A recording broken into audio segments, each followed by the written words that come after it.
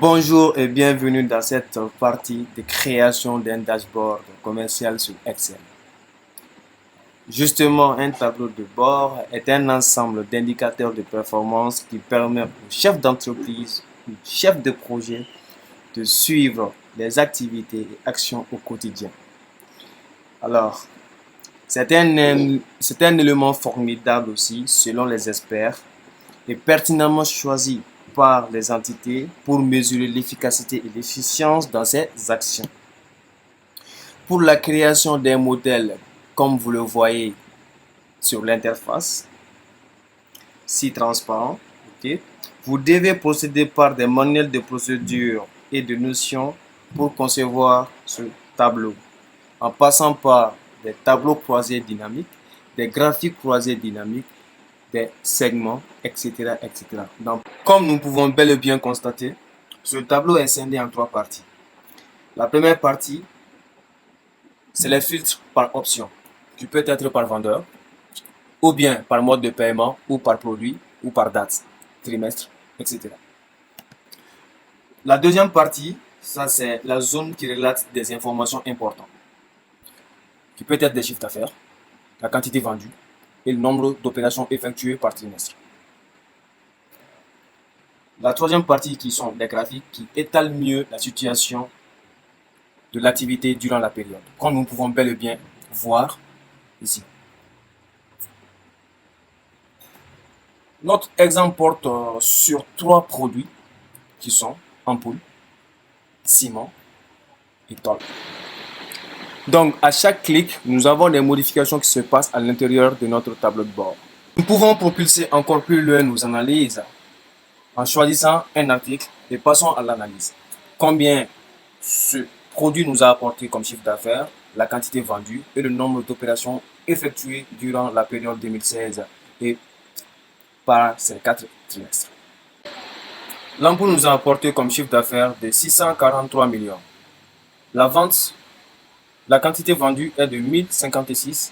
Nombre d'opérations effectuées est de 264 durant la période 2016, trimestre 1, trimestre 4. Donc, nous avons des paiements qui ont été effectués par chèque, à crédit et par espèce. Donc, pour mieux comprendre combien nous avons à crédit, cliquons encore sur filtre d'icône crédit. Alors, nous pouvons voir que Sarah doit rappeler les clients par rapport à 43 millions, Marc 59 millions et quelques, etc., etc. Donc nous pouvons constater aussi durant la vente de l'ampoule par mois. Donc il y a pas de progression, hein, juste des régressions. Vous voyez que ça chute. Donc l'entreprise doit forcément revoir son activité par rapport à la chute de la courbe. Et nous pouvons bel et bien voir aussi que nous avons la droite des régressions pour les gens qui aimeraient faire des estimations de vente. La droite des régressions est là et le coefficient de corrélation est un peu faible, très faible, je dirais bien. Donc, il n'y aura pas une très forte corrélation entre les variables qui sont là. Donc, souvenez-vous, nous avons pris l'exemple sur l'activité de l'an 2016. Okay.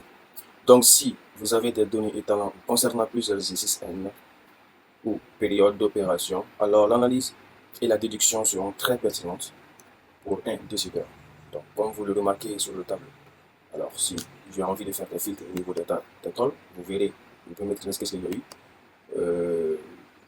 quatrième trimestre, qu'est-ce que j'ai eu. Donc, c'est un peu ça. Et cette merveilleuse application de gestion pour un chef commercial vous aide dans vos opérations quotidiennes, vous guide vers l'évolution et l'indépendance financière jusqu'à l'obtention du monopole dans le domaine sur le marché. Un outil de modèle de suivi commercial et de pilotage des opérations par rapport à la performance, comme vous le voyez si bien sur le tableau. Donc, ça relate en quelque sorte des performances par rapport à votre activité qui s'est déroulée pendant une période ou pendant plusieurs périodes si vous voulez. La performance des activités pendant des périodes continue par la suite qui nous permet d'obtenir une vue d'ensemble des opérations d'activité d'une part et d'autre part aussi il nous permet de sanctifier en fonction des produits qui portent un meilleur rendement. Un meilleur rendement par rapport à leur situation de paiement durant la période.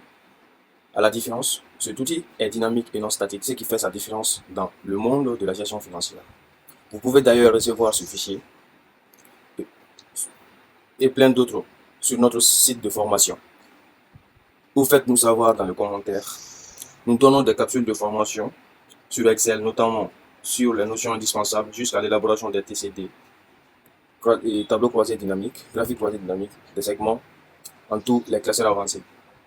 La formation aussi sur Microsoft Office, sur MySQL Workbench, sur Power BI, sur Google, sur Access, sur SPSS, sur la création des sites web, voire même la gestion des bases de données.